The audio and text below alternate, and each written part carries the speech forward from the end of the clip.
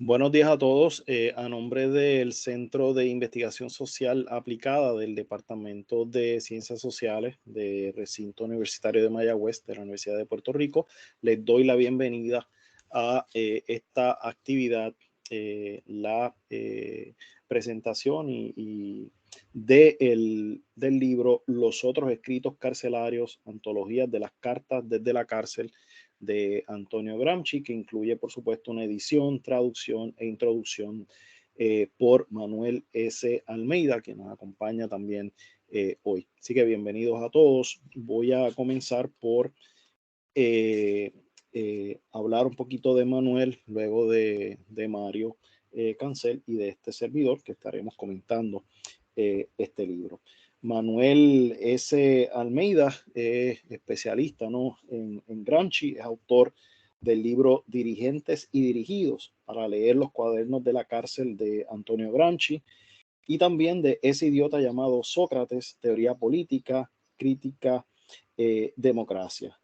Es también autor de varios ensayos y reseñas sobre la obra de Antonio Gramsci, así como editor de la antología de los cuadernos de la cárcel, la formación de voluntades colectivas, breve antología de los cuadernos de la cárcel. Aprovecho, ¿no?, para agradecerle a Manuel la oportunidad que nos da de comentar su libro en esta ocasión.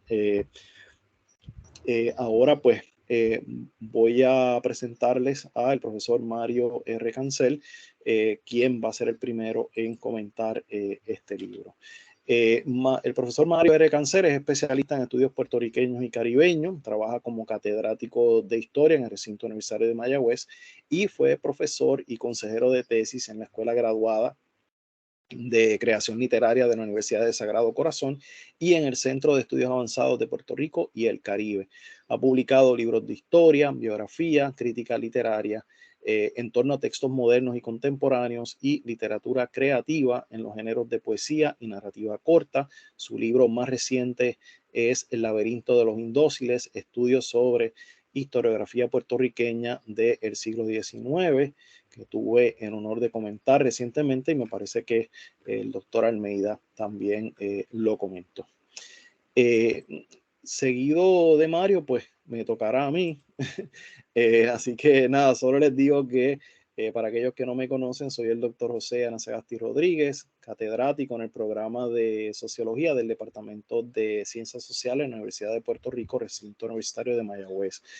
Soy especialista en Sociología Ambiental, Estudios Americanos y Teoría Social. Soy actualmente el director asociado del Departamento de Ciencias Sociales y director del Centro de Investigación Social Aplicada en el recinto universitario de Mayagüez. He realizado investigaciones en la retórica imperialista estadounidense y la producción capitalista de la naturaleza en Puerto Rico. Así que con esto le cedo entonces la palabra al profesor Mario R. Cancel. Mario. Muchas gracias. Bueno, primero quisiera agradecerle a Manuel la oportunidad de revisar su libro y al Centro de Investigaciones Sociales y a José Nazagasti Rodríguez por organizar esta actividad. No es la primera vez que el doctor Almeida y yo dialogamos en torno a su obra y espero que no sea la última, espero que podamos hacerlo otra vez en el futuro con un producto nuevo. Primero quisiera hacer una presentación general del libro y llamar la atención sobre un par de asuntos. Los otros escritos carcelarios, antología de cartas desde la cárcel, abre con un prólogo, obra del doctor Luis Alberto Pérez Martínez, un sociólogo egresado de Syracuse University en Nueva York. Conocí a Luis, al doctor Pérez Martínez, en este recinto durante los estudios de bachillerato, que completamos básicamente en la misma época. Pérez Martínez es especialista en las relaciones entre el psicoanálisis y la religión, dos ámbitos cruciales en la configuración del pensamiento historiográfico de la segunda parte del siglo XX, y también ha investigado el rol de los intelectuales y la universidad en la generación de conocimiento. Nada más oportuno, ¿no?, para la lectura de este libro, para la introducción de este libro, particularmente en momentos en que la mercantilización del saber en tiempos de neoliberalismo llama poderosamente la atención de muchos de nosotros. Pérez Martínez también es autor del libro Freud, Judío y Ateo, la conexión entre judaísmo y psicoanálisis, publicado en Chile en el 2007. Un libro que yo lamento mucho que no haya circulado más en Puerto Rico por consideraciones del lugar en que se difundió. El libro que nos ocupa continúa con un proemio del antólogo de Manuel Almeida, titulado Escritura trágica, actividad intelectual y resistencia ética en las cartas carcelarias de Gramsci, a modo de introducción. El título sintetiza muy bien el efecto que deja esta correspondencia en el lector. Almeida, como sabemos, es especialista en ciencia política, egresado de Amherst University y es autor de el volumen Dirigentes y Dirigidos para leer los cuadernos de la cárcel de Antonio Gramsci, que tiene una edición en el extranjero y dos ediciones en Puerto Rico en 2014 y 2017, publicado por el fenecido amigo eh, Elizardo Martínez en Ediciones Callejón. El corazón de este volumen lo compone una selección de correspondencia de Antonio Gramsci, el prisionero político, con su familia. Ya veremos por qué insisto primero en la condición de prisionero político. Su esposa Julia, su cuñada Tania, sus hijos Delio y Giuliano y su madre Pepina son los corresponsales principales. Por medio del epistolario, Gramsci se conecta con sus parientes cercanos y con un mundo exterior inestable y nebuloso. El periodo entre guerras, ese eh, periodo que va de 1918 a 1939, se va transformando lentamente en el anticipo de otra conflagración. Vamos de la entreguerra a la preguerra. Que la correspondencia incluida en el texto gire alrededor de asuntos familiares y privados, no evita que Gramsci, el intelectual marxista, dialogue con la cultura y los intelectuales de su tiempo o enuncie juicios en torno a la situación internacional, siempre con muchísimo cuidado, dada la censura que las autoridades carcelarias imponen a su correspondencia. Después de todo, el tema de los intelectuales y lo que voy a llamar de ahora en adelante la italianidad fue central en toda su obra escrita. Gramsci reflexiona sobre los intelectuales cuando, en un momento muy particular de la historia intelectual europea, cuando los paradigmas de la historiografía tradicional y lo que llamo el gran relato moderno eran cuestionados desde diversos flancos. Por lo regular, cuando hablamos de los cuestionamientos al gran relato moderno, incluimos una serie de voces y los profesores de historiografía excluyen la voz de Gramsci. Se cuestionaba el gran relato moderno desde la historia cultural. El modelo más preciso de todo esto es la obra teórica e historiográfica del historiador holandés Johan Huizinga. Se cuestionaba también el gran relato moderno desde la sociología propiamente moderna. Y pienso, por ejemplo, en la articulación del pensamiento de Max Weber o Emil Durkheim y la influencia de ambos en el pensamiento historiográfico, que es el que me compete a mí en última instancia. Y también se cuestionaba el gran relato moderno desde la tradición de Anales. Quizá la obra de Marc Bloch y Lucien Febvre es la más significativa en todo esto. Gramsci está dentro de ese conjunto de cuestionamientos, si lo ubico en el marco de la historia intelectual europea, pero resulta invisible para muchos estudiosos y expositores de la historiografía europea moderna. El tratamiento de la italianidad, lo que he llamado la italianidad, un cierto dejo nacionalista, ¿no? Y el de los intelectuales se concreta en sus observaciones sobre la figura de Benedetto Croce. La correspondencia citada está llena de alusiones críticas a esta importante figura de la cultura italiana.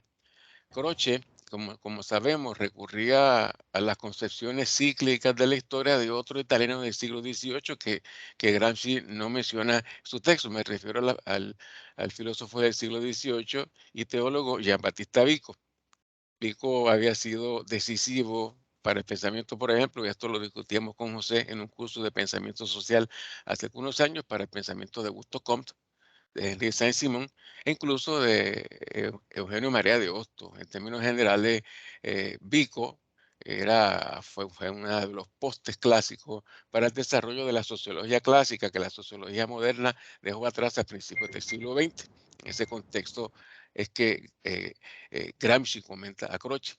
eh, la ciencia nueva de Vico, y esto tiene alguna relevancia indirecta para el pensamiento gramsciano, ponía en duda de una manera retrógrada desde la perspectiva de Gramsci las convenciones del ángelato moderno.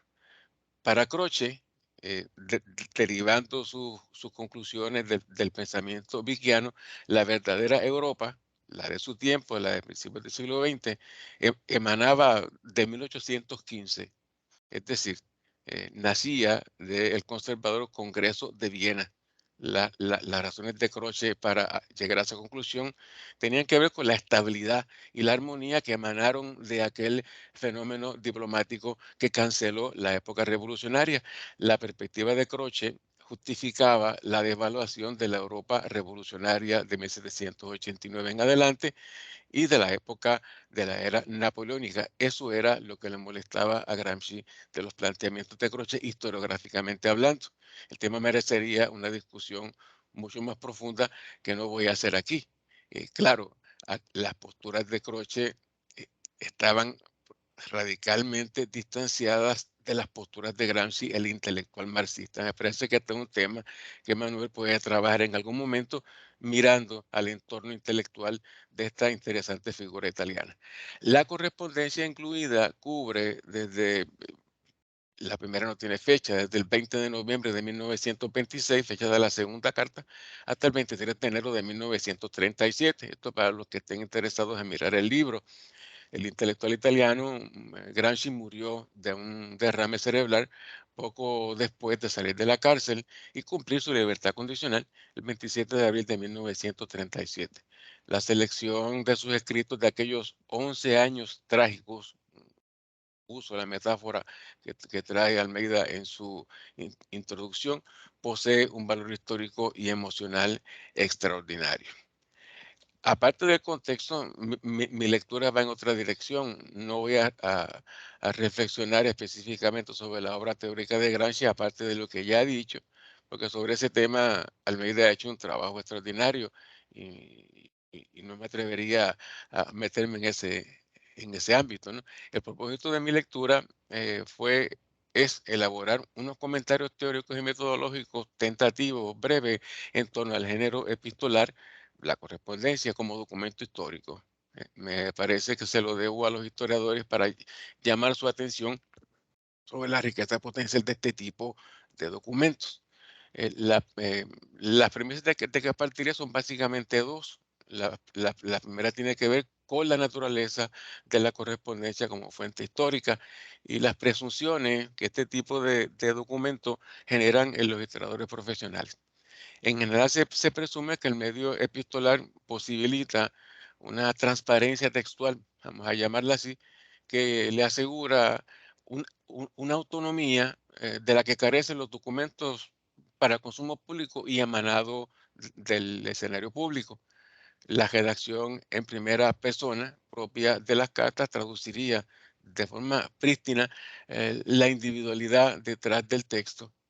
La afirmación se apoya en el carácter privado del documento. Una carta personal en primera persona está pensada en función de un destinatario único y concreto y un único receptor. Un documento de ese tipo debería permitir al emisor, el que redacta la carta, expresar cuestiones polémicas que evitaría a toda costa en un documento público. Ya veremos los problemas que esto plantea para el historiador que se acerca a este tipo de documentos. La segunda premisa se relaciona con los procesos de transferencia o comunicación de información entre el emisor y el receptor o corresponsal.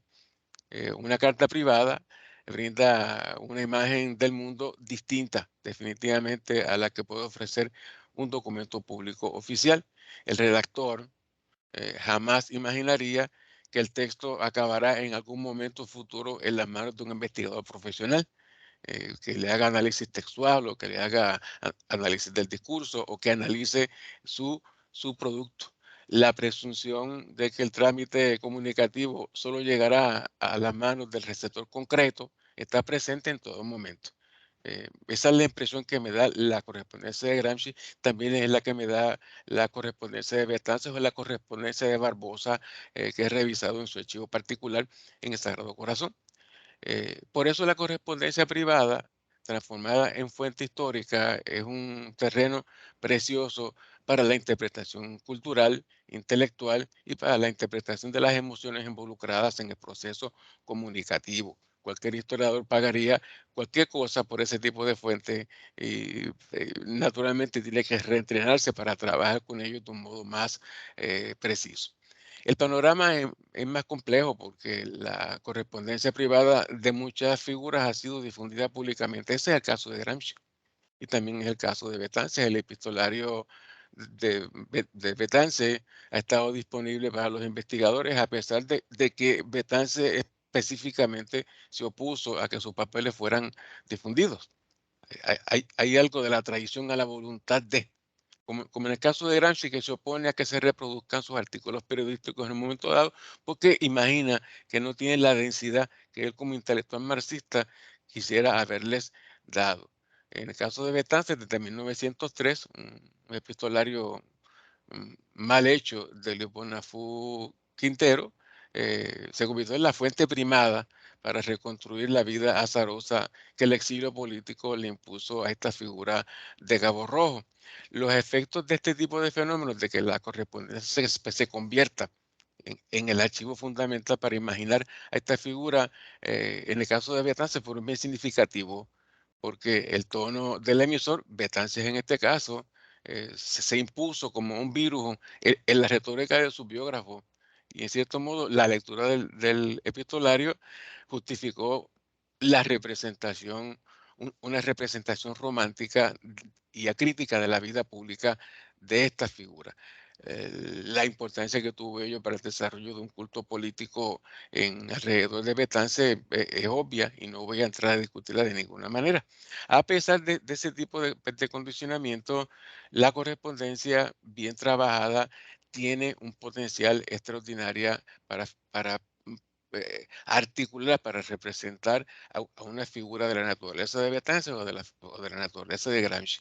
A veces el epistolario bien trabajado validará la imagen pública, la imagen que se consume, pero en otras ocasiones servirá para impugnar a esa figura. Yo voy a utilizar mi lectura, que resumiré ahora, será utilizada en las dos direcciones, para validar y para impugnar la imagen de Gramsci de un modo pues más o menos profesional. Eh, la única objeción que yo quisiera traer aquí, entre otras que tengo en un trabajo más extenso, tiene que ver con un elemento que no puede ser pasado por alto. La transparencia textual que se adjudica a la correspondencia privada es cuestionable. Vamos a decir, no hay documentos perfectamente transparentes. La correspondencia privada no se da en el vacío social, es producida en un contexto temporal concreto, en un contexto espacial concreto y traduce unos imperativos culturales compartidos por una comunidad, por la comunidad italiana, por la comunidad corsa, desde la cual proviene esta figura. Esto habría que precisarlo mejor en un estudio más profundo del asunto. La correspondencia privada, al igual que la correspondencia pública o la documentación pública, reflejan también toda una serie de convenciones y formulaciones ritualizadas que en cierta medida le restan naturalidad, le minan la transparencia que se presume por ese documento. El historiador francés de los terceros anales, Jacques Legoff, denominaba esas expresiones, convenciones y fórmulas ritualizadas como la osatura del documento. Un concepto un poco, una metáfora un poco extraña que tenía que ver con el esqueleto de la construcción textual a la que apelaba un autor sin darse cuenta. Se refería a Legoff, lo voy a plantear como se lo planteo a mis estudiantes, a los saludos, a las despedidas, a la inversión de diminutivos y frases afectivas en el texto y naturalmente a las asignaturas cuando las hay. En el caso de Legoff las asignaturas eran importantes porque él miraba documentos privados eh, medievales.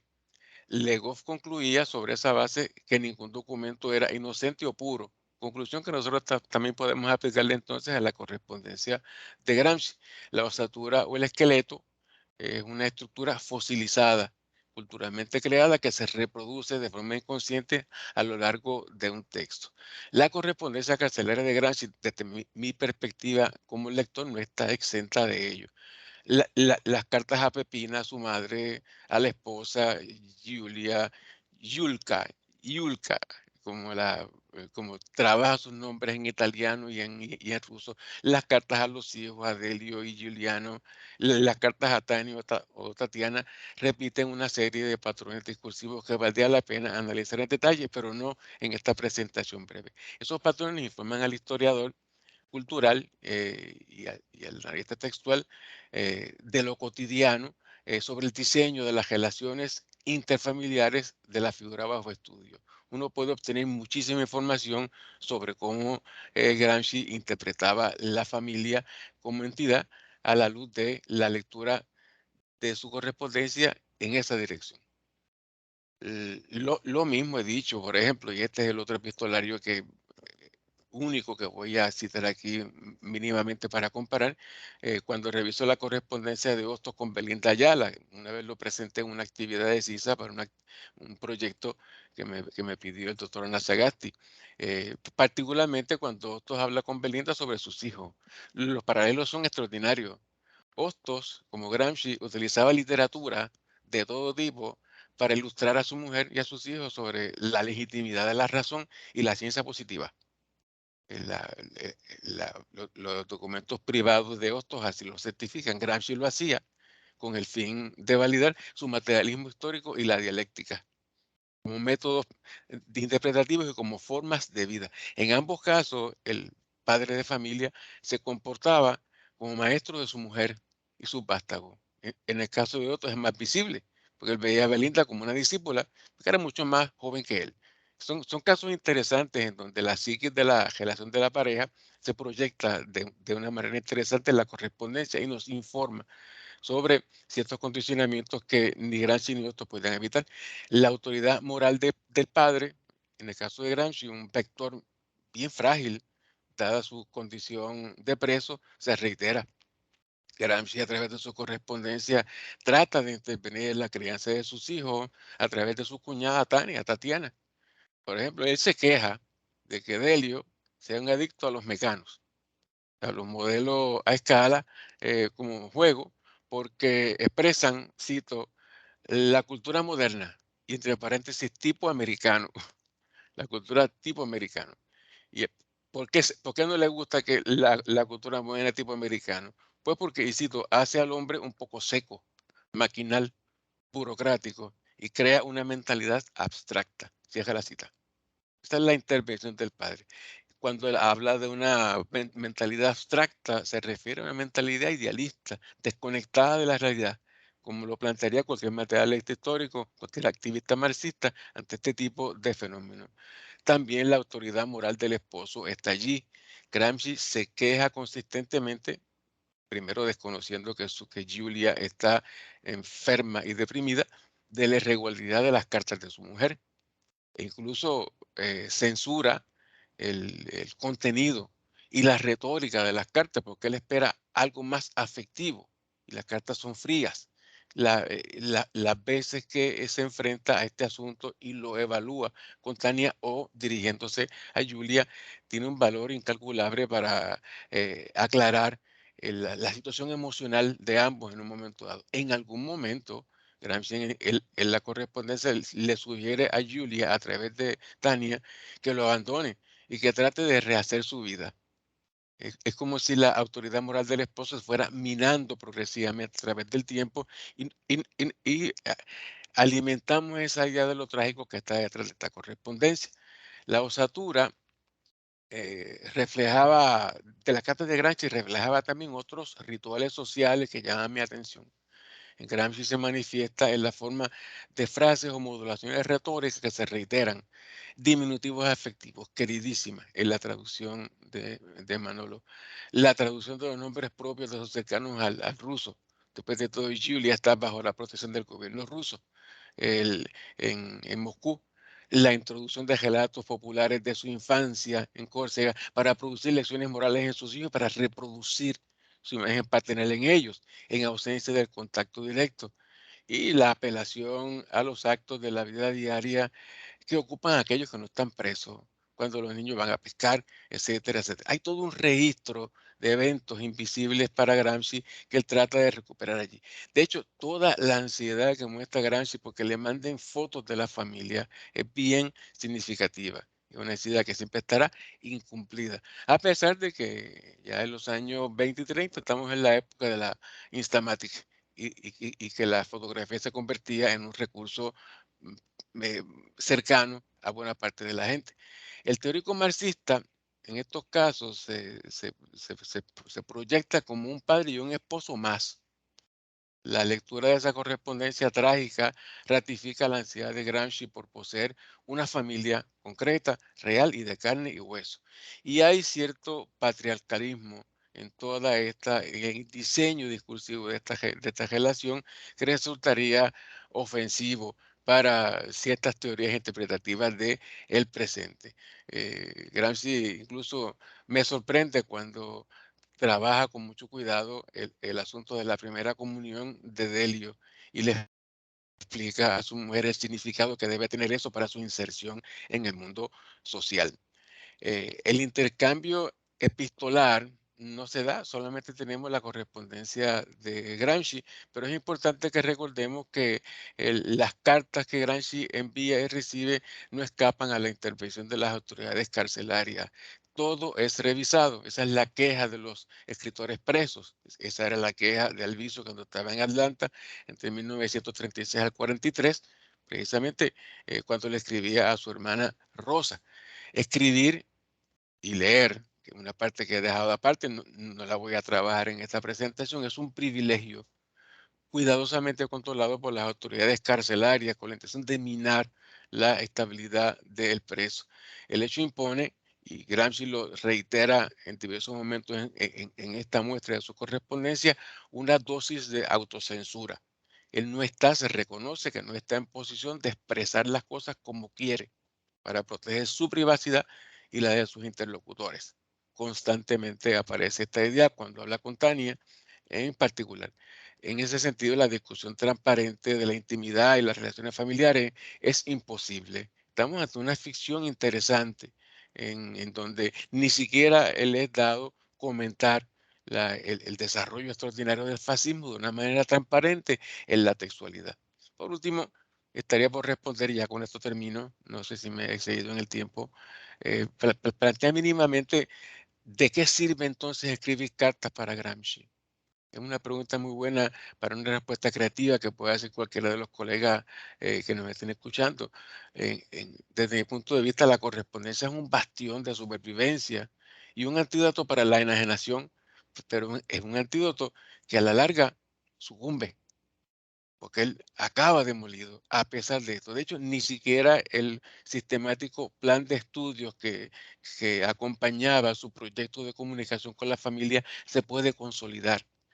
Gramsci sufre una degradación considerable en el periodo carcelario que va desde su salud. He hecho un registro completo de los medicamentos que le mandaba Tania y, y he desarrollado acá aparte, no lo voy a compartir ahora, un perfil médico de Gramsci.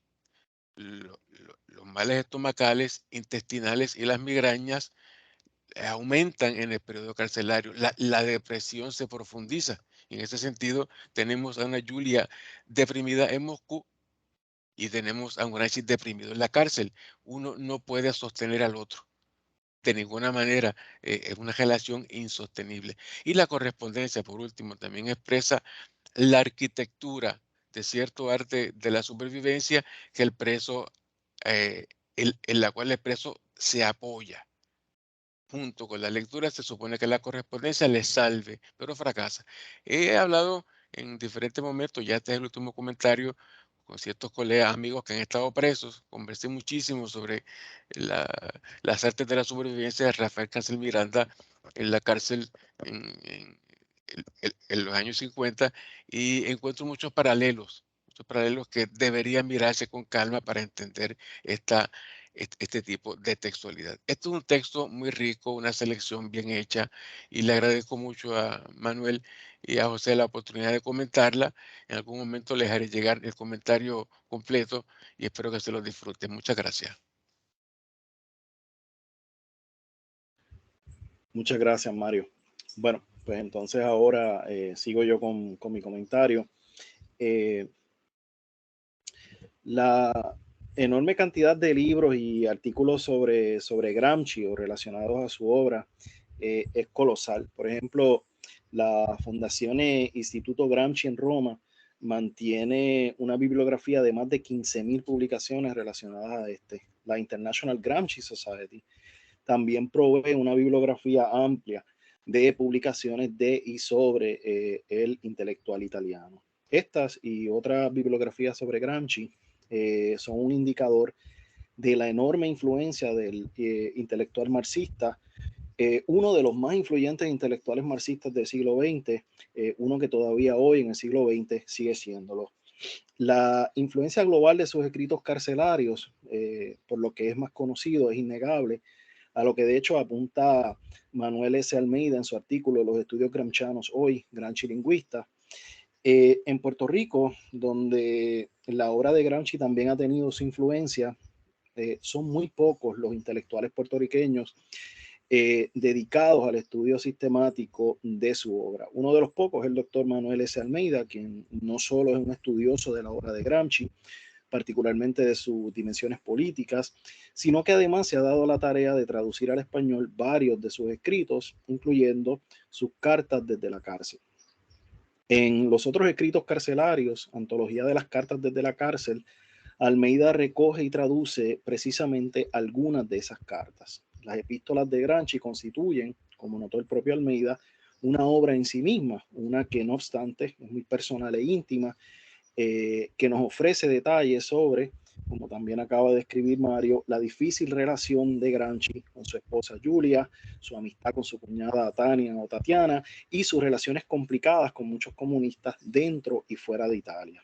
Las cartas también nos ofrecen una ventana a sus intereses y agendas de estudio, así como a lo que Almeida llama su ética de resistencia. Más importante aún, aunque triste, estas cartas no develan lo que Almeida describe como una escritura verdaderamente trágica. Develan la angustia de Gramsci por haber sido aislado de su familia, revelan también sus inquietudes por haber sido marginado y abandonado por la internacional comunista que ya giraba hacia el autoritarismo estalinista. Gramsci, muy crítico de esas tendencias, fue rechazado y hasta golpeado en la cárcel por otros comunistas.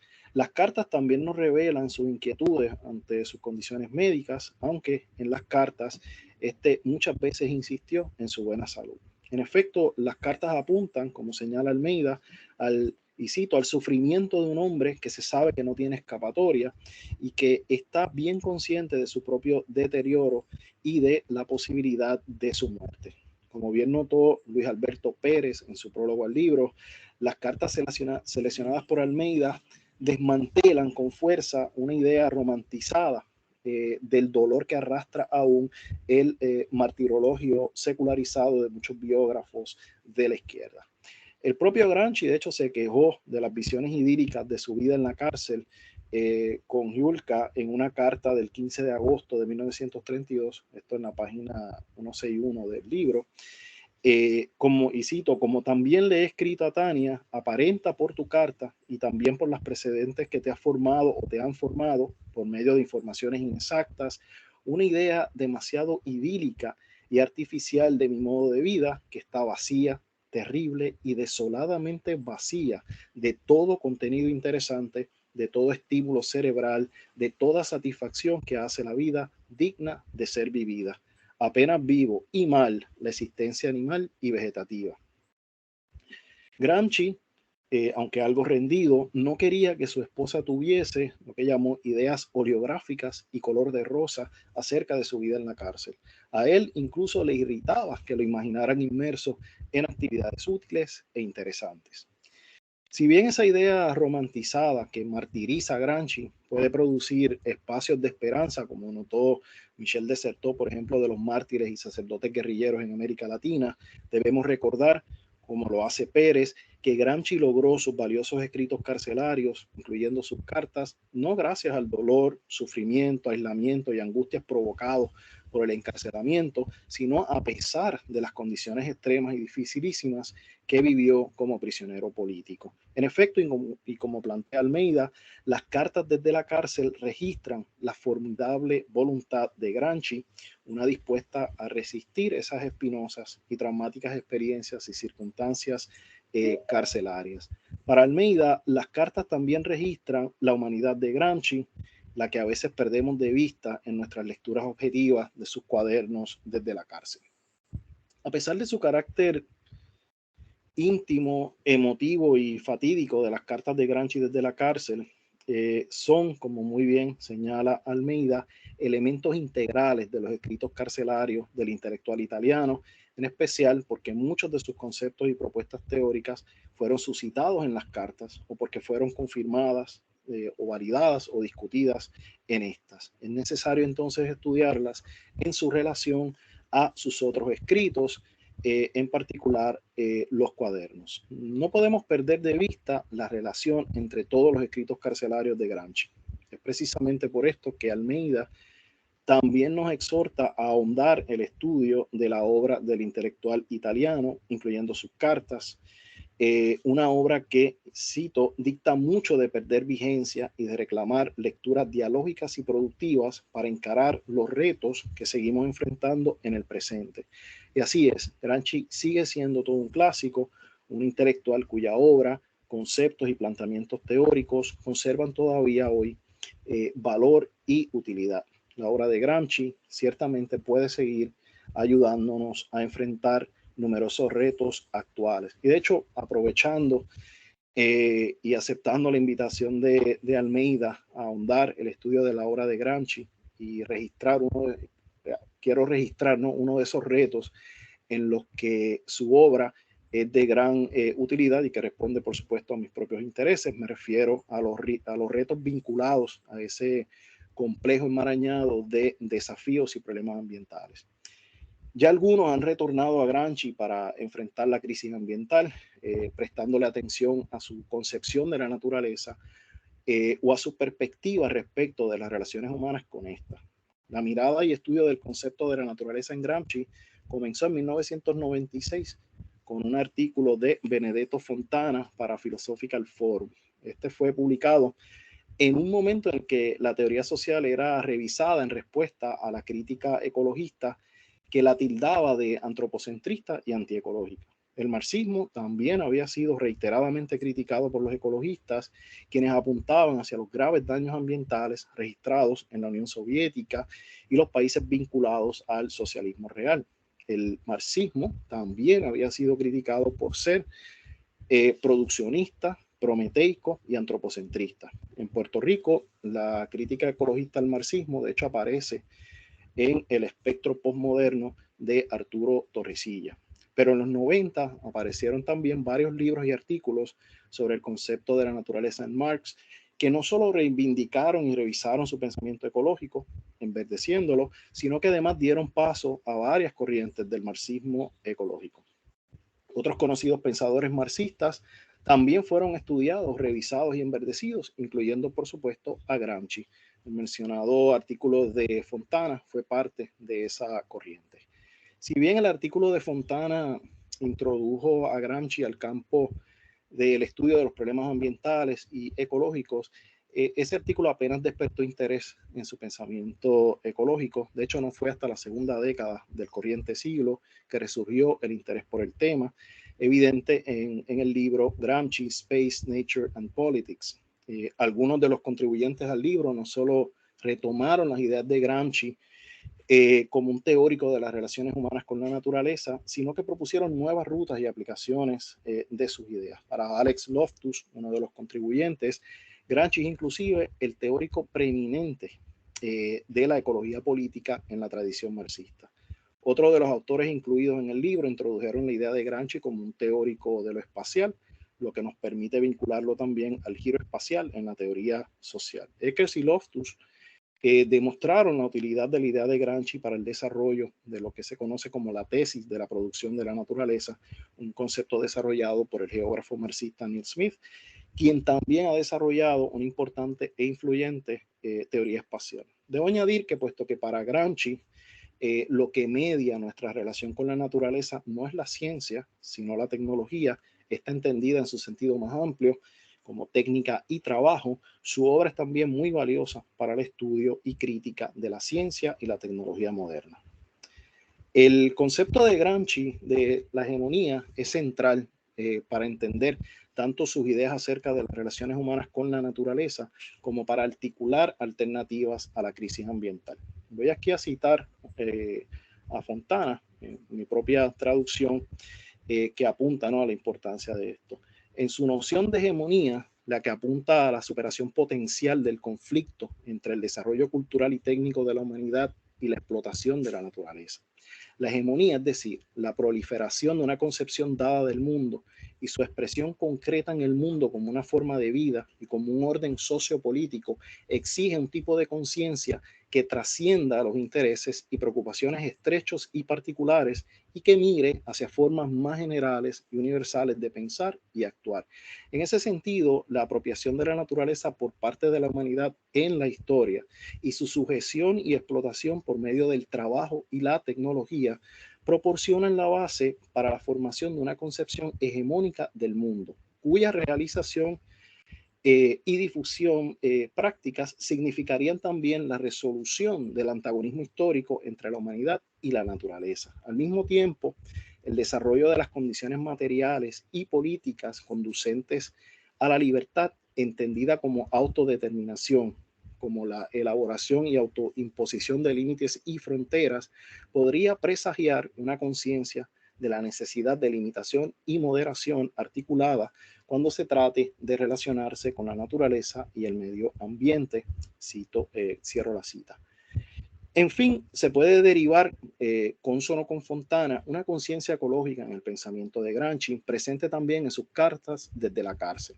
Su concepción ecológica provino no únicamente de sus estudios del materialismo práctico de Marx, sino además, como plantea John Berger, de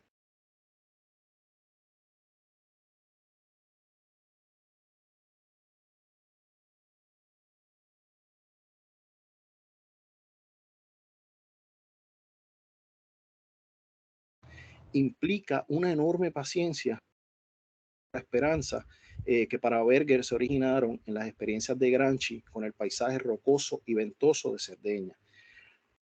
Aquel paisaje de pastos y monumentos megalíticos de un pasado prehistórico, que incluye pilas de piedras, nuragas y domus de Janas, fue configurado por las diversas y largas historias de habitación, explotación y resistencia en esa isla.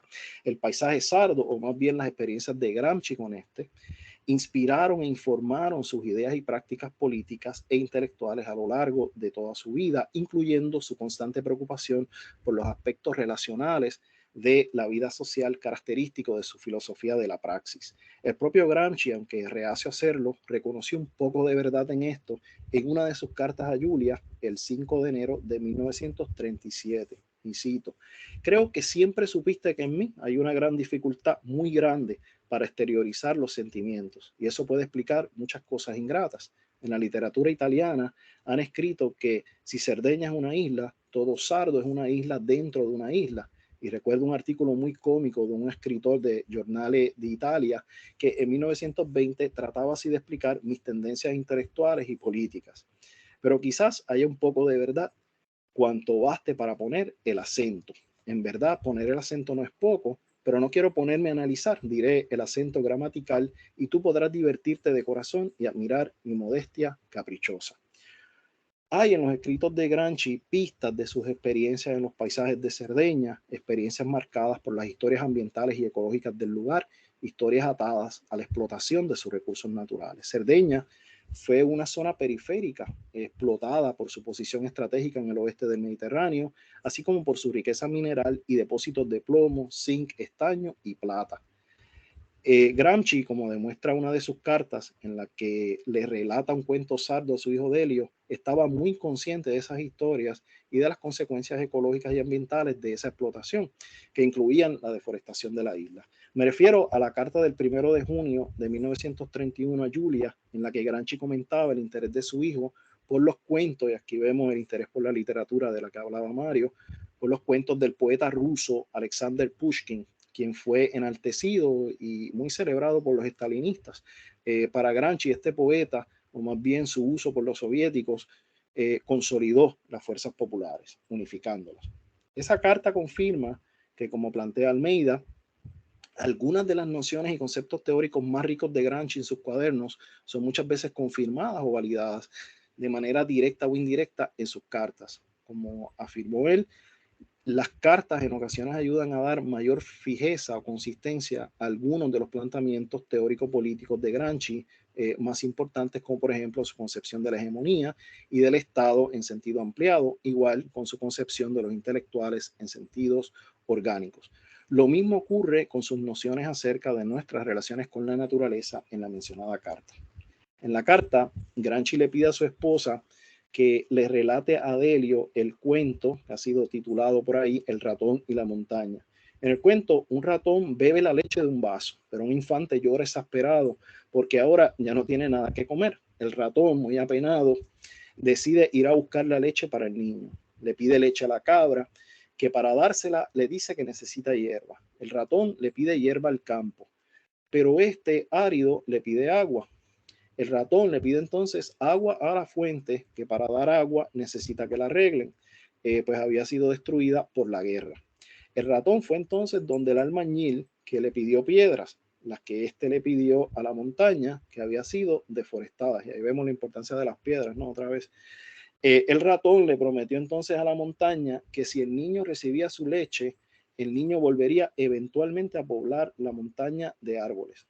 La montaña le provee las piedras al ratón. Eventualmente, el niño haría lo prometido por el ratón y restauraría el medio ambiente, como narró el propio Gramsci, refiriéndose al niño, crece, planta los árboles, todo cambia. Desaparecen los huesos de la montaña bajo el nuevo humus, la precipitación atmosférica se hace regular porque los árboles mantienen el vapor e impiden que los torrentes devasten la llanura, etc. En fin, el ratón crea una verdadera Piatiletka. Es un cuento propio, dice Gramsci, de un pueblo arruinado por la deforestación.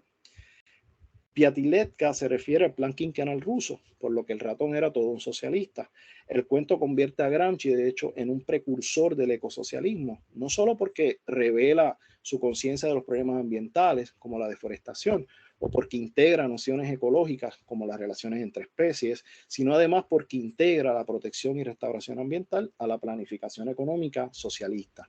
Para Gramsci, esta planificación implicaba la resolución del antagonismo histórico entre la humanidad y la naturaleza, lo que se refería a Fontana, sin que esto requiriera negar la apropiación humana de la naturaleza en la historia y su unión por medio del trabajo y la tecnología. Se trataba de una concepción alternativa del mundo, crítica, por supuesto, de la relación capitalista con la naturaleza, una relación de explotación. Para Gramsci, las relaciones humanas con la naturaleza, mediante las cuales la naturaleza y la humanidad se transforman mutuamente, siempre están implicadas en el desarrollo de una concepción del mundo, lo que no solo implica un rechazo del dualismo humano-naturaleza, sino que es además cónsono con la perspectiva de Marx con respecto a la formación y desarrollo de la conciencia. Se trata de una perspectiva que elabora y extiende el materialismo práctico de Marx. En efecto, los paralelos de sus ideas acerca de la naturaleza, las de Gramsci con las de la ideología alemana y las tesis sobre Feuerbach, o con el materialismo práctico de Marx, son notables. Para Gramsci como para Marx, las relaciones humanas con la naturaleza, que en aquello que Enrique Dussel llama la espiral productiva, implica la transformación de la naturaleza mediante el trabajo y la tecnología, iniciaron el proceso histórico mediante el cual la humanidad logró una conciencia de sí misma y de sus complejas relaciones con el mundo.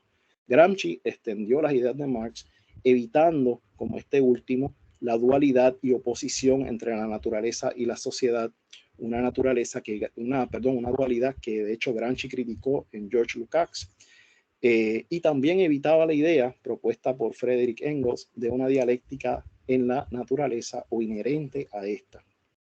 Es posible como lo hizo de cierta forma Fontana, concluir que Gramsci proponía la dominación de la naturaleza.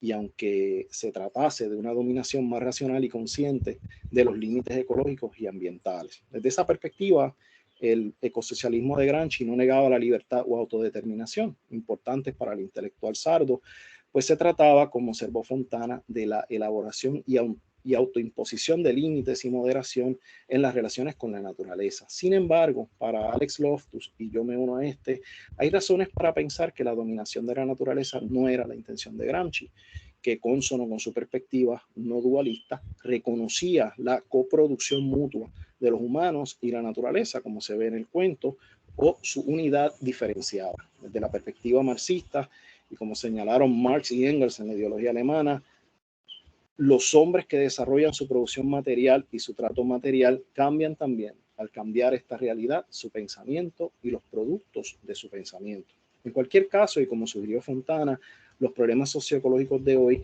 quizás puedan inducir una reevaluación de la obra de Gramsci que la vincule a las luchas políticas y sociales de hoy respecto al medio ambiente. En fin, y como señala Almeida, el pensamiento gramsciano sigue vigente y debemos volver a este. Debemos, diría yo, retornar a Gramsci, y digo retornar porque aparte de regresar a algo, esta palabra implica también volver a torcer algo, así como reanudar, restituir, reponer, revolver, porfiar, reproducir, renovar y hasta cambiar. Todo eso debemos hacer con la obra de Gramsci si queremos enfrentar los grandes retos del presente y retar la hegemonía neoliberal y capitalista desde cualquier grieta o rendija en el bloque hegemónico y construir un nuevo bloque instituido sobre las bases de una nueva y más justa y liberadora concepción del mundo, una que incluya nuevas relaciones con la naturaleza. Con eso termino. Gracias. Y le dejo la palabra entonces a Manuel. Gracias, me escuchan, ¿no? Gracias sí. Tanto a Mario y a José por sendos comentarios, ¿no? No es que no me los esperaba, pues, porque conozco de las dotes y las capacidades y el itinerario de trabajo de los colegas, pero pues el hecho de que de una obra que uno considera dentro de todo bastante modesta, que sea merecedora de los comentarios, pues me halaga mucho y me alegra mucho también. Así que muchas gracias por la reflexión que han mostrado. De mi parte, yo iba apuntando algunas cositas que tal vez quería comentar o reaccionar en lo que cada uno de ustedes comentó. Digo sí de entrada, y saludos a todos, ¿verdad? Y a todos los que están aquí dándose cita, siempre agradecidos. Yo sí quería decir de entrada un poco cuál fue que de alguna manera fue anunciada por los colegas, pero cuál fue la intención o el criterio o los criterios que yo utilicé para, digamos, la selección de esta traducción de las cartas. ¿Verdad? Porque era más había uno, creo en mi mente que hay uno que conscientemente debe resalir más, pero por un lado yo quería pues sí mostrar lo que planteé en la introducción como ese impulso de resistencia molecular ética en las cartas, que para nada, ¿verdad? Como comentaron de distintas maneras los colegas, que para nada debe ser idealizada, ¿no? Porque por eso uso la expresión trágica, ¿no? Porque es una especie de resistencia molecular, pero que se sabe que está condenada al fracaso.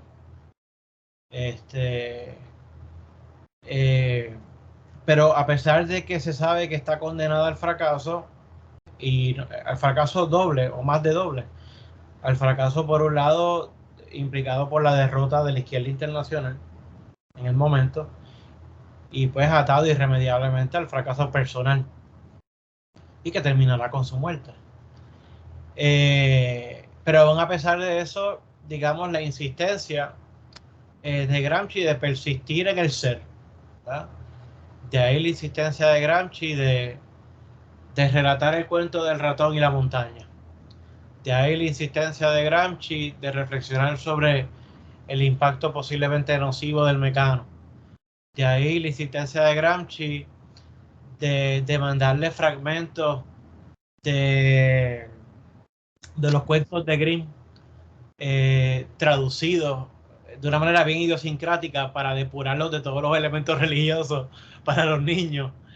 De ahí incluso anécdotas terribles de Gramsci contándole a su cuñada de cómo en Cerdeña había una familia que tenía enjaulada y encadenada a uno de sus hijos porque había nacido con ciertas deformidades, y eso como una especie de ventanita a cierta perversidad que había en lo que Gramsci veía como un escaso desarrollo en distintos sentidos en la Cerdeña, y que a su vez era promovido, ese discurso era bien promovido desde durante todo el siglo XIX y hasta tiempos de Gramsci, pues por antropólogos reconocidos y científicos importantes de la época, no solamente italianos, sino italianos, franceses y demás. O sea que ese elemento de tratar de resistir dentro de la peor de las circunstancias. También, ya con esa intención de la cuestión de la resistencia, tirar una línea o establecer tratar de ir estableciendo un continuo, pues, aún con los cuadernos de la cárcel propiamente hablando. Es decir, al momento de titular la antología, esta antología de las cartas, yo a propósito, o sea, bien concienzudamente, pues le puse los otros escritos carcelarios. Un poco para, sin desmerecer, ¿verdad? Pues porque la colección de cartas en términos materiales, pues, pueden correr múltiples fortunas, ¿no? Y destinos y usos, pero sin desmerecer la posible autonomía relativa, digamos, para usar la expresión de hace cierto tiempo, de las cartas como documentos, pues decir que las cartas carcelarias, o sea, que las cartas desde la cárcel pues son parte también de esos escritos carcelarios de Gramsci, o sea, y que forman parte de un continuo importante con el resto de los cuadernos. Y que hay momentos particulares en los cuales se ven claramente los puntos de ese continuo, ¿verdad? En términos, digamos, por ejemplo, que empecé por la cuestión afectiva, moral, intelectual, ética. Digamos que en ese ámbito, por ejemplo, y esto yo lo menciono en el ensayo, en el breve ensayo introductorio del volumen, pues como ese sufrimiento, por así, o sea, ese sufrimiento de Gramsci que se ve en muchas de las cartas, tiene sus momentos en los mismos cuadernos, ¿no?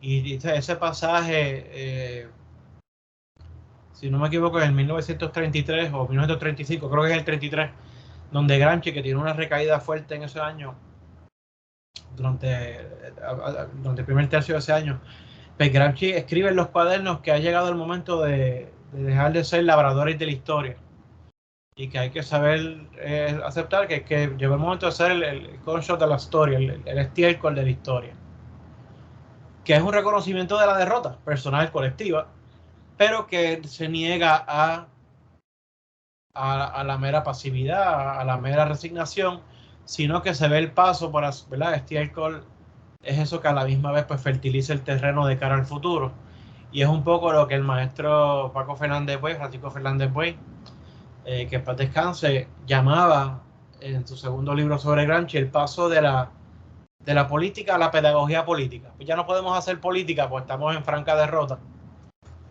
pero no tenemos los guantes. Vamos a tratar de sembrar, ¿no? Para ver si en el futuro pues se da cierta cosecha. Y pues como se ve, hay un continuo, o sea, es decir, esa penuria, o sea, no se queda enmarcado en este documento, entre comillas, no privado, a un público particular, sino que también irrumpe en los cuadernos. O por otro lado, en dirección inversa, y es otro de los criterios que utilicé para la selección, que era el criterio de tratar de ver en alguna de estas cartas la confirmación de la interpretación de ciertos temas y conceptos importantes en los cuadernos. Es cuando temas que se desarrollan en los cuadernos, como la extensión en el uso de la palabra intelectual, cuando habla de intelectuales orgánicos o intelectuales tradicionales,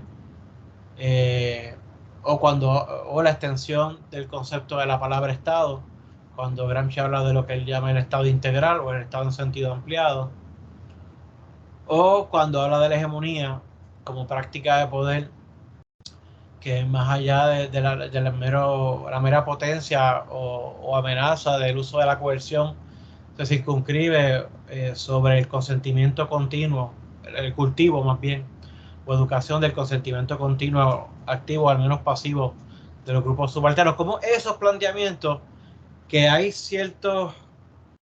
unas ambigüedades, fe franca, ¿no? Y a veces hasta contradicciones en el uso de algunas de estas expresiones en los mismos cuadernos, como el peso de una interpretación sostenida de esos conceptos se corrobora y se confirma cuando habla de eso de pasada en las cartas. Y como, pues, por ejemplo, Gramsci demuestra, hablando escribiéndole a su cuñada, ¿verdad? No lo dice de esa manera, pero, o sea, un poco parafraseando, sí, yo estoy consciente de que yo estoy haciendo esto con el concepto de Estado. Sí, yo estoy consciente de que yo estoy haciendo esto con el concepto de intelectual. Entonces, son maneras del mismo Gramsci decir, esa interpretación que están haciendo, pero en efecto es lo que yo estoy pensando, ¿no? Y un poco también mostrando ya aquí a nivel de sus reflexiones conceptuales y teóricas más agudas, en términos de la política, pues el continuo entre las cartas y los cuadernos. Yo creo que esos fueron los dos criterios principales, ¿no? Por un lado, ver a ese Gramsci humano, terriblemente humano, que resiste y resiste a pesar o a sabiendas de que está frito. Y por otro lado, las cartas como testing grounds o como acervo que contiene corroboraciones de asuntos que se están planteando en los cuadernos. Que también a su vez ese criterio de la selección irrumpe un poco o influye tal vez no, influye en los criterios de la traducción misma. Porque traducciones hay traducciones. Es decir, yo no he comparado con todas las traducciones al español, aunque sí, mientras traducía comparaba continuamente con las dos traducciones de sus cartas completas al español. Una primero que salió en el 2004 por la editorial mexicana Era, y otra más reciente como el 2016-2017 que publicó, hasta me escapa el nombre de la editorial, pero se publicaron en España. Y claro, esas dos traducciones también, la meta era, parte de mi meta, que era traducir lo más literalmente posible, pero dentro de lo que fuera razonable y entendible, ¿verdad? Hay cosas que sencillamente no tienen traducción literal y uno tiene que sustituir, ¿verdad? O hacer una traducción en sentido gramsciano, ¿no? De realmente traducir a partir de sensibilidades culturales distintas y tratar de usar la palabra más acercada, ¿no? Más acertada, más bien. Pero digamos que hay traducciones que pudieran ser menos literales, perdón, pero que fueran más floridas y que se prestaran, como ha sucedido, para volúmenes más aptos para ser leídos en su capacidad literaria.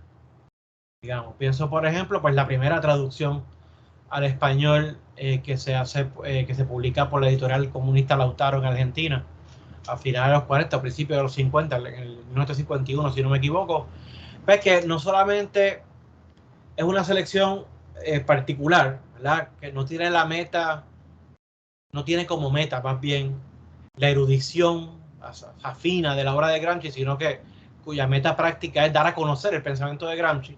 Pero por otro lado es una traducción que está dirigida a un público más amplio y por lo tanto pues no siempre necesariamente es la más literal del mundo, porque la intención no es darle al lector la aproximación más certera, más transparente a la obra de Gramsci, sino es que se pueda leer bien, que lea bien.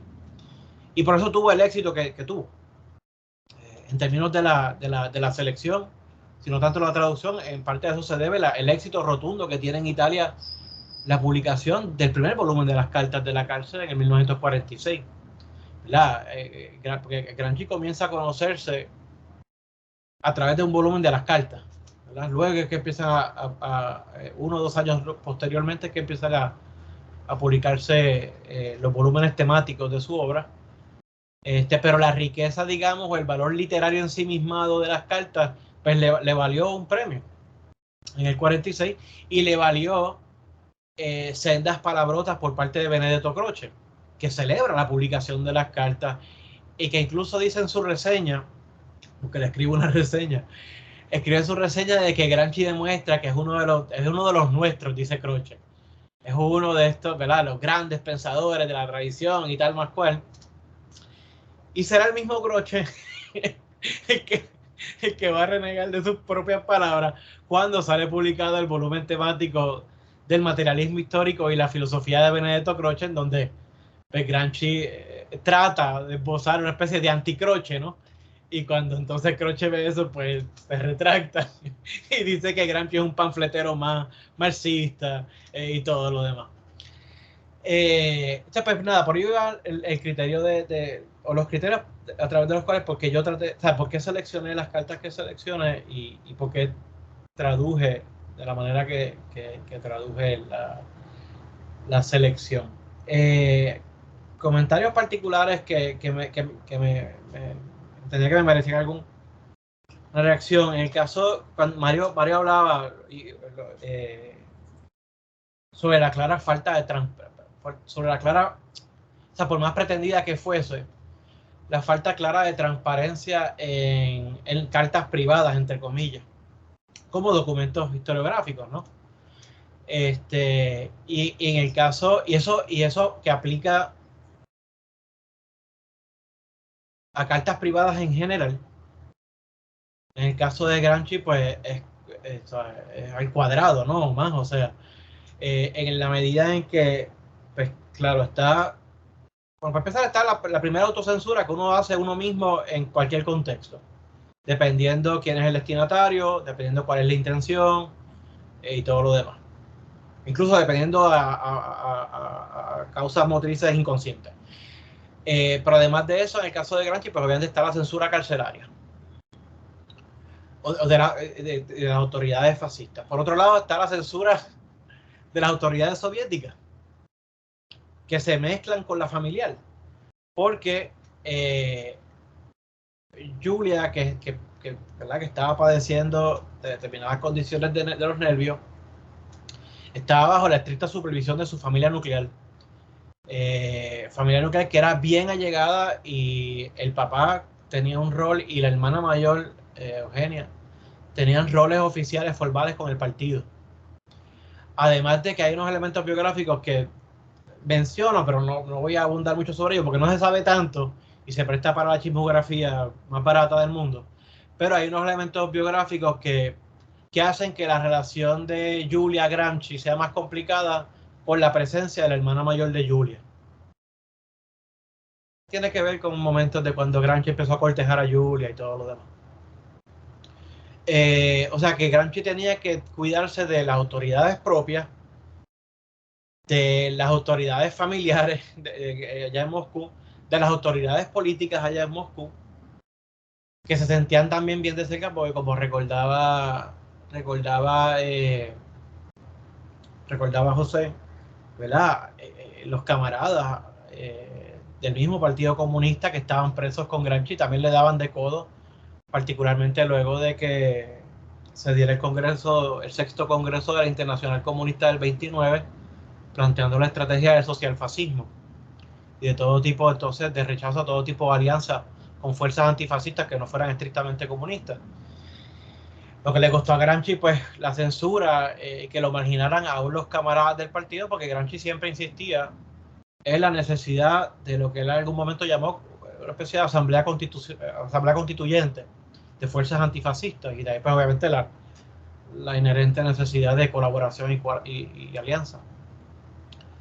O sea que claro, o sea, que este documento lejos está de representar alguna pretendida transparencia, y que ciertamente pues, se nota en el alto grado, me imagino yo, de conciencia y cómo se codifica lo que se escribe, que es otra cosa que a su vez sostiene ese continuo entre las cartas y los cuadernos, porque los cuadernos también hay que hacer un ejercicio bien particular de cómo codificar las cosas, ¿verdad?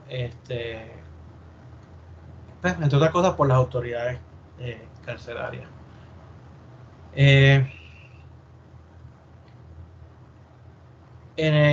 Comentaba en el caso, entre los comentarios que hizo José,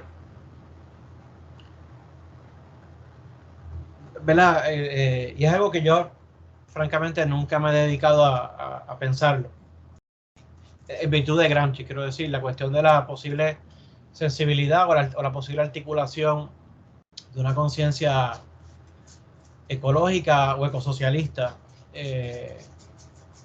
con contornos gramscianos, ¿no? O de alguna manera sustentada por la obra de Gramsci. Realmente no lo he pensado, pero sí, escuchando lo que estaba comentando José, pues, y más lo que he leído de Gramsci, pues es claro, hay cosas que me vienen a la mente que harían a Gramsci un pensador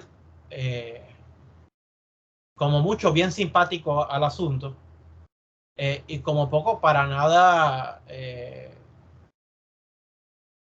para nada reacio a tratar el asunto. Por un lado, Mario citaba en otro contexto la cuestión del ejemplo del Mecano y cómo Gramsci planteaba de la cuestión de que eso podía producir el cultivo de una conciencia demasiado abstracta. Y eso por un lado se puede leer con la cuestión que mencionaba Mario de cojear de cierto idealismo. Pero por otro lado, si uno lo empata con las notas de americanismo y fordismo y las críticas de Gramsci en la racionalización del trabajo, a los usos de patronos en las fábricas automotrices, de trabajadores sociales, las encuestas que suministraban para tratar de velar hasta el tiempo de ocio libre de sus fuerzas de trabajo, la crítica que le hace Gramsci al scientific management y sus instrumentalidades de Frederick Taylor y demás en el piso de la fábrica, pues hay una crítica que va, tal vez estoy jalando esto por los pelos, pero que va por la onda de una crítica a la razón instrumental. Y como parte de ello, pues obviamente, a sus elementos más nocivos al medio ambiente. Y también cuando Gramsci habla del Mecano, abstracto en ese sentido, ¿no? A desincentivar el tú sentir una relación más orgánica con tu entorno. Por otro lado, están estas notas que metodológicamente son problemáticas. Y aquí los marxistas duros, bien materialistas, critican a Gramsci, pero que sirven para este propósito. Esas notas donde Gramsci, atendiendo el asunto de que si nosotros pudiéramos visualizar la realidad objetiva exterior del mundo natural, sin los seres humanos presentes, Gramsci dice pues que no, porque visualizar la realidad de un mundo material natural sin nosotros es la imposibilidad de pensar en eso mismo, porque no habría sujeto pensante. Claro, ¿cuál es la crítica de un materialista duro? Bueno, pues no podemos hablar de la prehistoria porque no estábamos allí, o no podemos hablar del Big Bang, o no podemos hablar, es decir, ¿verdad? Y que es justa, pero en términos, digamos, ético-políticos para el asunto aquí pendiente, pues es una cuestión o sea, es de esa relación muy íntima, muy estrecha, muy simbiótica, inseparable en la mente de Gramsci de ser humano naturaleza.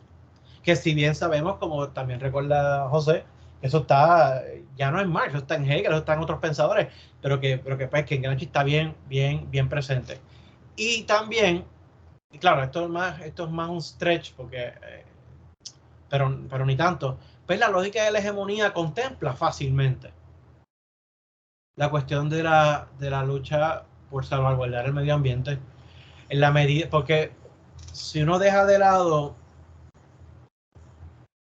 lo que yo interpreto como cierto imperativo casi categórico en Gramsci de darle primacía a la clase obrera industrial como ese elemento que debe constituirse metonímicamente como en la parte que representa el todo en esa alianza hegemónica, en esa voluntad colectiva hegemónica, realmente si uno se desliga de lo que algunos llaman de ese reduccionismo de clase, realmente cualquier elemento, o sea, cualquier reclamo, cualquier causa social o política cualquier preocupación, pudiera reclamar el trono de ese particular que asume lo universal.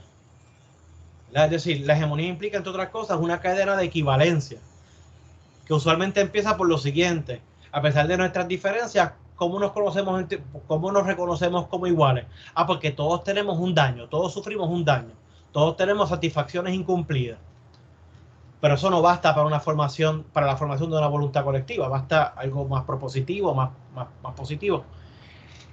En la mente del marxismo clásico, y aún en la mente de Gramsci, de la boca para afuera por lo menos, sigue siendo la clase obrera industrial y el comunismo la punta de lanza. Pero si uno deja eso de lado, pues qué cosa más común que la dependencia necesaria del medio ambiente para la existencia de la vida. Es decir, no es casualidad que la izquierda lleva tiempo dirigiéndose en esa dirección. Es decir, y voy cerrando, ya veo que me están los 5 minutos de la grabación. Es decir, bien fácilmente, o sea, aunque sería una articulación contingente, la lucha ecológica tiene todas las de poder convertirse o deber convertirse en el aglutinador de todas las otras fuerzas que luchan por tantas otras cosas. ¿Por qué? Porque es la gran causa que nos atañe a todos. Así sea que yo esté luchando a favor de los derechos de la comunidad LGBT, así sea que yo esté luchando por los derechos de los proletarios, así sea que yo esté luchando por mayor democracia en las universidades, así que yo esté luchando... Pues sin medio ambiente estamos todos fritos. Por lo tanto, esa lucha siempre tiene todas las de ganar para poder convertirse en ese particular que metonímicamente se pueda convertir en el universal, que nos agrupe a todos como un movimiento de cambio. Pero confieso que y conozco la existencia de esos textos que citó José, pero no los he trabajado, no los he leído, pero ahora me hiciste querer hacerlo. Esos son algunos comentarios de mi parte. Hay cosas, sí, y esto un poco, otra cosa que conecta con la cuestión ecosocialista o una sensibilidad mayor hacia la naturaleza, es que Gramsci, el hecho de que Gramsci usa la expresión clase subalterna, al principio, en los 70, hasta los 70, se planteaba mucho que era una cuestión de censura, para no usar la expresión o proletarios o clase trabajadora industrial, pero la realidad del caso es que no. O sea, es que en el caso de Gramsci, meramente remitirse a los grupos subalternos como la clase obrera industrial sería remitirse a 2 o 3 regiones en el norte de Italia, porque no correspondía sociológicamente con la composición de fuerzas en el país, por no hablar de la mayoría del mundo, aún en ese contexto.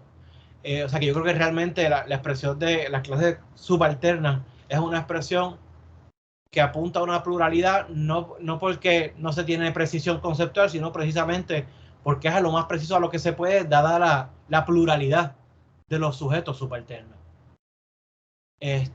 Y Gramsci, a pesar de que hablaba de la importancia de la consolidación de lenguas nacionales, no lo hacía por ningún afán nacionalista, ni mucho menos, sino era por una cuestión de poder lograr la traducibilidad de otros lenguajes nacionales.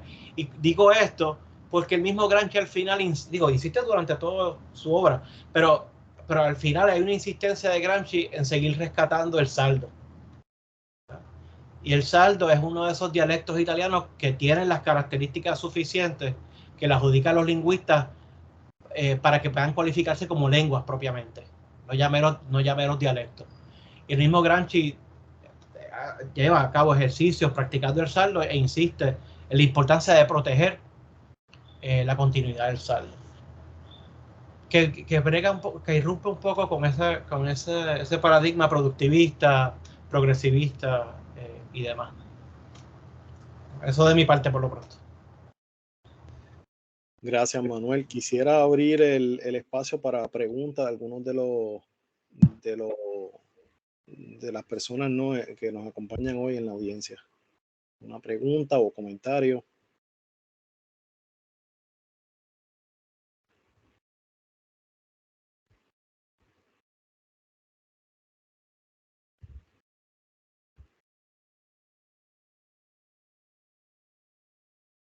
Parece que no, Mario, si quieres añadir algo, o Manuel. Estoy satisfecho con el triálogo, me parece rico. Así que no. Le agradezco a Manuel que me escuchara otra vez hablando de su texto y le agradezco los comentarios que hizo. Gracias. A ustedes. Sí. Sí, a nombre del centro y de mi parte también, muchas gracias a ambos. Y espero que nada, podamos seguir en el futuro dialogando más sobre Gramsci y su obra, tanto estas cartas como los propios cuadernos, ¿no? No hay muchas discusiones por ahí de esto, así que lo podemos hacer en el futuro.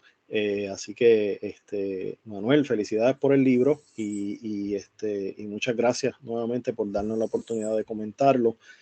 Y Mario, nuevamente muchas gracias Vale. por el apoyo al centro, ¿no? Y por tus palabras hoy y en otras ocasiones. Así que esta es la penúltima actividad del centro por este semestre, que ha sido un semestre bastante intenso con muchísimas actividades. Nos queda el simposio de investigación subgraduada el 10 de mayo, donde le damos la oportunidad a nuestros estudiantes investigadores de presentar sus trabajos. Así que, claro, ambos están invitados y también los miembros de la audiencia. Pueden entrar a la página del Centro de Investigación Social Aplicada, cisa.uprm, y encontrar allí los enlaces a estas presentaciones, ¿no? Para darle apoyo a nuestros estudiantes. Así que sin más, pues los dejo. Buenas tardes ya a todos, son las 12. Así que buen día, hablamos luego. Voy a parar la grabación.